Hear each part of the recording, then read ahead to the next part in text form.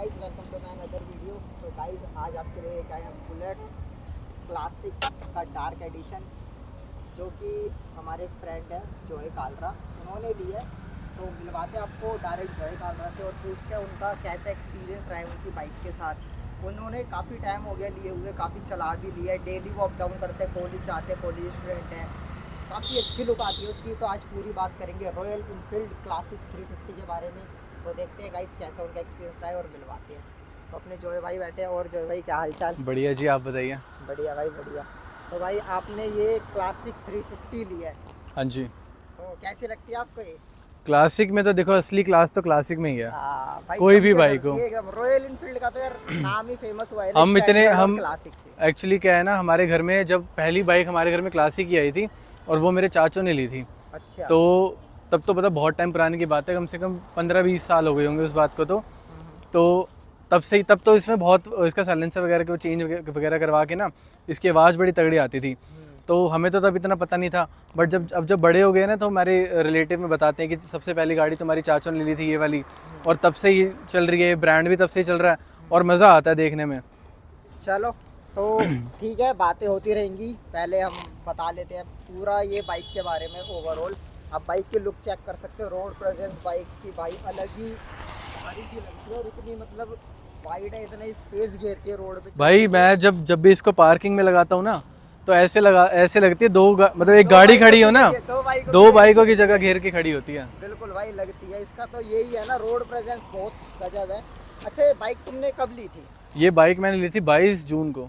22 जून 2024 जो 2024। तो ये ही बाइक क्यों ली और ये आपको कितने की पड़ी? थोड़ा सा हमें डिटेल बताओ इस बाइक की। ये बाइक मैंने इसलिए ली क्योंकि पहले मेरा मन था, जैसे कॉलेज में आने वाला था ना, मैं फर्स्ट ईयर चल रहा है मेरा, तो मेरे दोस्त ने R15 ली थी और उसकी लुक थोड़ी स्पोर्टी है। तो मेरा मन था कि मैं भी वैसी कोई बाइक लूँ, अपाचे RR310 या BMW RR310।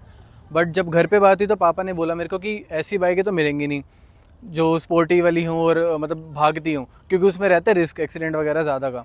अब बट जब बात हुई तो पापा कहते कि अगर बाइक लेनी तो रॉयल एनफील्ड की लियो, वही बढ़िया लगती है, क्लासिक क्लास भी उसमें लगती है और एक प्रेजेंटेबल फॉर्म उसमें ही आती है। अच्छा, तो ये बाइक बेसिकली आपके पापा ने दिलवाई है आपको? पापा ने दिलवाई है। हाँ, सही है, फिर तो भाई उनकी बात माननी पड़ेगी। बिल्कुल। और कहीं ना कहीं उनका कंसर्न सही भी है यार। वो बाइक ना ले तो लेते हैं, मतलब आपकी एज अभी थोड़ी कमी है तो, और फिर भगाते हैं होड़ में खूब बिल्कुल। में, तो उनका डरना भी एक कहीं ना कहीं सही है।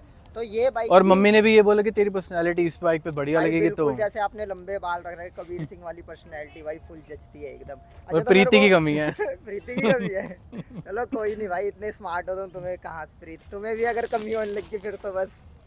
और बताओ इसका प्राइस बताओ थोड़ा कि कितने की तुमने ये कैश लिए, EMI पे? ये EMI पे ली थी मैंने, क्योंकि क्या EMI पे ली थी। तो ये मतलब कितना उस टाइम? ये उस टाइम पे इसका प्राइस था, एसेसरीज जिसमें इंक्लूड हो रही थी इसका, इसको सैम गार्ड बोलते हैं, वो वाला गार्ड, और ये लेग गार्ड। अच्छा, क्या क्या एसेसरीज में उन्होंने एसेसरीज में एक्स्ट्रा तो ऐसा उनकी तरफ से कुछ प्रोवाइडेड नहीं था। उनकी तरफ से जो मेन प्रोवाइडेड, जो उन्होंने बोला था कि लेनी ही लेनी है, जो वो इंक्लूड करके बताते हैं, उसमें से एक लेग गार्ड रहता है और एक सैम गार्ड रहता है, जो यहाँ पे प्लेटिंग के लिए रहता है। इसको उसके एक तो डस्ट वगैरह से बचाने के लिए, कीचड़ वगैरह से बचाने के लिए, और सेफ्टी के लिए। हाँ, ये वाली और जैसे कोई रोडी वगैरह लगे ना, उसके हाँ, उसके लिए रहती है। और ये बहुत बार फ्रेम बचाया भी है इसने, क्योंकि हमारे कॉलेज में ना बहुत सारे ऐसे ब्रेकर्स हैं जहाँ पे लग सकती है। और जो ये वाला है ना, इसको लेग गार्ड कहते हैं। ये तो वो इंक्लूड पैरों को भी, और जब बाइक साइडवेज गिरती है ना, तो ये फ्रेमिंग भी बचाता है। एक बार को चलो वो भी छोड़ते हैं, बाइक टूट जाएगी सही हो जाएगा, लेकिन ये पैर टूटता है, पैरों को भी। हाँ। अच्छा, और ये साइड मिरर तुम्हें मतलब ये वाले मैंने खुद लगवाए थे, ये वाले कंपनी से ही लगवाए हैं। बस इसका क्या था ना, इसमें यहाँ पे लगे हुए आते हैं, जैसे अब ये देख रहे हो ना स्क्रू का, ये वाले दिखा दो, ये वाला। तो इसमें ऐसे वाले आते हैं लंबे से, वो मेरे को इतना अच्छे नहीं लग रहे थे, तो मैंने स्पेशली, क्योंकि आजकल ना ये वाले ट्रेंडिंग में भी बहुत आए हैं, तो मैंने सोचा लगवाएंगे तो यही वाले लगवाएंगे। लुक इनहैंस होती है और विजिबिलिटी भी इन पे काफी अच्छी आती है। अब जैसे बैठ के जो बंदा चलाता है ना, तो एक अलग ही, एक तो फ्रेमिंग इसकी बढ़िया आती है, इसका हैंडल ऐसा लगता है कि बहुत वाइड है, मतलब एक बहुत प्यारी लुक आती है ऐसे बैठ के चलाने में।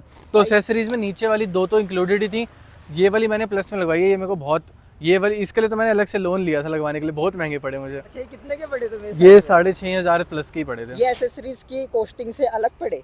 हाँ 6,500 की। हाँ, उसको उनका एक्चुअली ये था कि 10,000 की अगर शॉपिंग करेंगे ना एसेसरीज में तो उस पर 10% डिस्काउंट मिलेगा। अच्छा, तो मैंने कहा पूरा ही करा लेते, 10,000 तक का करा लेते हैं। तो ये दोनों तो कम ही पड़े थे, मतलब ये ये लेंसेज कितने इन की दोनों। पड़ी थी आपको एक्स्ट्रा ये एक्सेसरीज, ये जो उन्होंने लगा के दी थी, इसके एक्स्ट्रा हाँ प्राइस हाँ करे थे? हाँ, ये वाली जो बाइक थी ना मेरे को, ये 250 या 260 के अप्रॉक्स बाइक पड़ रही थी।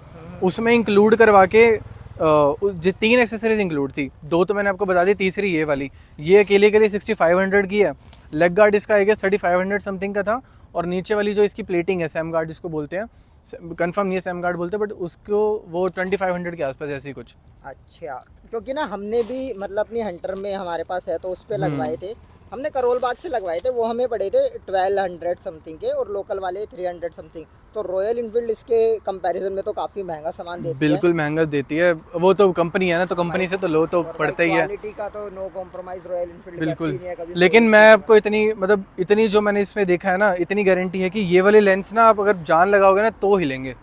और भाई जो बाहर लोकल वाले तो आफ्टर कंपनी लगाते हैं ना, वो तो बाहर मैं से, ऐसे कर दूं ना तो वो नीचे गिर भाई जाएंगे। वो ऐसे लटक जाते हैं भाई। ये कंप्लेंट आई है अरे मार्केट मैंने, में आती है भाई। मेरा ना एक्चुअली लेंस टूट गया था, तो मैं गया था करोल बाग इसके लेंस के लिए ही।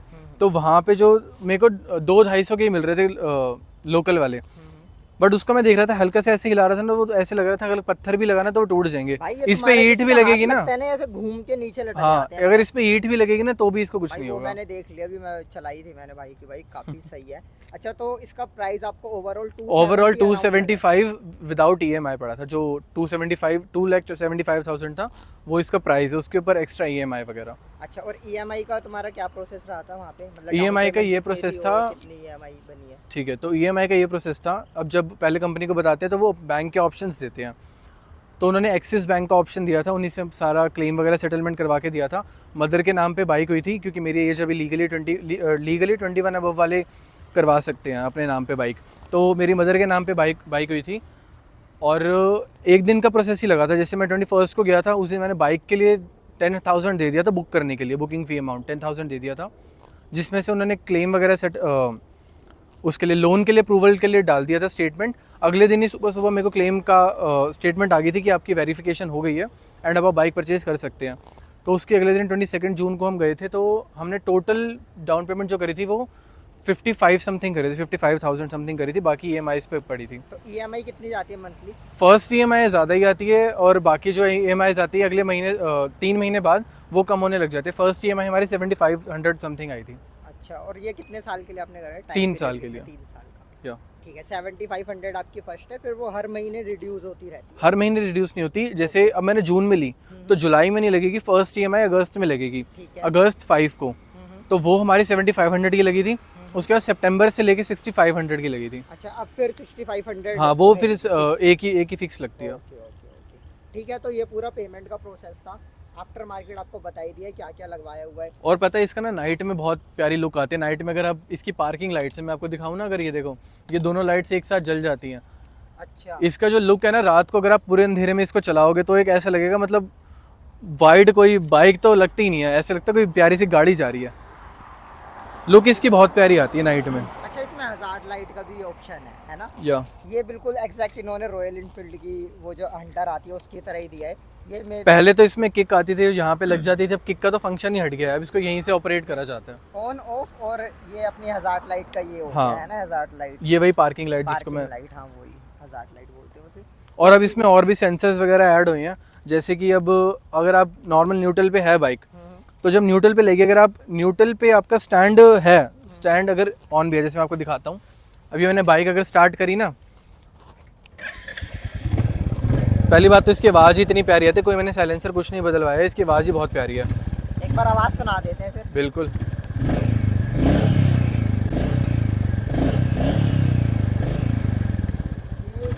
तो साइलेंसर है, कोई मॉडिफिकेशन बिल्कुल। नहीं है, आवाज़ इस तरीके से थी। अच्छा, आप क्या बता रहे थे स्टैंड का इसमें? देखिए स्टैंड का मैं आपको ये बता रहा था, जैसे मैंने इसको स्टार्ट कर दी, ये न्यूट्रल पे है, ठीक है, अब इसका स्टैंड लगा हुआ है तो कोई दिक्कत नहीं है। जैसे ही मैं पहली गियर डालूंगा ना तो बाइक अपने आप बंद हो जाएगी। कोई कोई लोग होते हैं ना, स्कूटी वगैरह पे लोग क्या करते हैं, चला देते हैं, स्टैंड हटाने कभी कभी भूल जाते हैं, तो बहुत मेजर रीज़न बन जाता है एक्सीडेंट होने का। तो अब जैसे ही देखो मैं इसको पहली गियर पे डालूंगा, बाइक अपने आप बंद हो जाएगी, और ये स्टार्ट भी नहीं होगी।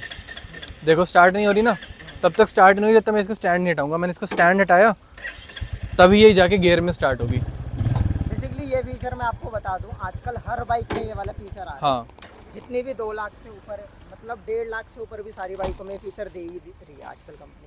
इससे पहले आप कौन सी बाइक यूज़ करते थे? इससे पहले तो मैं स्कूटी चलाता था, एक्टिवा 5G। तभी आपको ये फीचर थोड़ा सा मतलब अच्छा हाँ, मेरे लगा, को न्यू क्योंकि लगा। स्कूटी में ये चीज़ काफ़ी होती है, एकदम रेस मेरे खुद के बहुत बार एक्सीडेंट हुए हैं स्टैंड, तो इसलिए आपको ये बहुत वो लगा। लेकिन बेसिकली आजकल इस चीज़ की टेक केयर हर कंपनी रखती है। और इसमें आप देख सकते हो ABS इसकी मैं आपको वो चला के दिखाता हूँ, जब इसका ऑन भी होती है ना तो ये क्या प्यारी लगती है, लाइट जल जाती है इसमें पूरी राउंड होके, एंड देन ये देखो इसमें ड्यूल चैनल ABS मिलता है हमें, सबसे बेस्ट चीज़ है। मतलब dual channel, double disc brake standard वगैरह में नहीं आता ड्यूल चैनल ABS, आप देख सकते हो। और जो पता है क्लासिक ये वाली जो है ना, ये टॉप सीरीज है, डार्क सीरीज इसका नाम है। इसमें एक ये वाला कलर आता है और एक ब्लैक कलर आता है। जब मैंने ली थी तब 2 ही कलर आते थे, अब तो कलर्स ऐड ऑन हो गए हैं, बट मेरे को कंपैरेटिवली ये वाला कलर प्यारा लगता है भाई। ये सच में प्यारा लग रहा है। अच्छा, तो आपने भाई कितनी चला ली है इसका एक बार दिखा ये वाली दीजिए, मैंने कितनी बाइक चली हुई आपको चला ली है 1 मिनट। हाँ, एक बार इसका दिखाते किलोमीटर कितनी चली हुई है। इसकी टोटल किलोमीटर चली हुई है 4981। अच्छा, और मैं ट्रिप वगैरह भी यूज़ करता हूँ, जैसे मैंने भी पेट्रोल डलवा लेता हूँ तो मैं ट्रिप पे नहीं चला देता हूँ। ये वाली मेरी अभी तक मंथ में इतनी बाइक चल चुकी है, अप्रॉक्सीमेटली 1000 मीटर्स चल चुकी है। ये तो 8000 समथिंग दिखा रहा था। नहीं नहीं नहीं, मैं आपको दिखा, ये तो टाइमिंग है पहले, इसमें ठीक है। ऑप्शन जाते हैं, ये टाइमिंग का ऑप्शन है। ये आपका आ गया टोटल ओवरऑल किलोमीटर्स अभी तक जितनी चली है। नहीं, 4981 किलोमीटर 0.0 है, ठीक है। ये 17.1, ये है ट्रिप 1, मतलब अभी तक मैंने पेट्रोल डलवाने के बाद कितनी चलाई है बाइक। उसके बाद ये ट्रिप 2, ये मेरी ओवरऑल मंथ में जितनी चली है वो 824 किलोमीटर्स, ओके। 824 मीटर्स। और ये सारी चीजें हमारी चेंज हो रही है। यहाँ पे एक बटन, यहाँ पे एक आई नाम से बटन है, इससे हो जाती है इन्फॉर्मेशन आई मीन। हाँ। तो उसकी पूरी इन्फॉर्मेशन कंसोल की, यहाँ से आप कंट्रोल कर सकते हो। बिल्कुल, बटन को प्रेस करके सारी इन्फॉर्मेशन आ जाएगी इसमें। और आजकल पता है इसकी ये चाबी भी ऐसे आती है हाँ, कि इसकी की ऐसे बात आती है। हाँ, ये काफी सही चीज है। अच्छा, तो क्योंकि इसको बहुत लोग क्या करते हैं ना, कीज डाल देते हैं तो वो ऑपरेट हो जाती है इजीली कोई भी कभी कभी, बट इसकी अब सारी ऐसी, उसकी फ्रेमिंग ऐसी हो गई है कि सिर्फ इसी से खुलेगी। मेरे को जब मैंने बाइक ली थी ना, थोड़े टाइम बाद मेरे को लॉक में कुछ प्रॉब्लम आ गई थी, बट वारंटी में होने की वजह से मेरे को पूरा लॉक चेंज करके उन्होंने दे दिया था। दोनों कीज़ उन्होंने वो वाली ले ली थी, वो वाला लॉक हटा के ये वाला लॉक दोनों साइड जो है, और इसका ये जो फ्यूल टैंक पे हम लॉक लगता है वो पूरा चेंज करके दिया था। ठीक है। तो जैसे कि आपको इतना टाइम हो गया इस बाइक को लिए हुए, इसकी सर्विस कितनी हो चुकी है? सर्विस अभी तक 2 सर्विस हो गई है। फर्स्ट सर्विस हमारी होती है 500 किलोमीटर्स के बाद, और 500 किलोमीटर्स और 2 महीने, 1 या 2 महीने बाद हो जाती है। ठीक है। और दूसरी सर्विस हमारी 6 मंथ्स के बाद होती है, 5000 किलोमीटर्स के बाद। अच्छा, तो हमारी दोनों में से कोई भी एक चीज़ हो जाए तो आपको सर्विस करवानी पड़ती है। मेरे 5000 अभी तक नहीं हुए थे, बट 6 मंथ्स हो गए थे, तो मेरी सेकेंड सर्विस ड्यू हो गई थी, वो करवा के दी।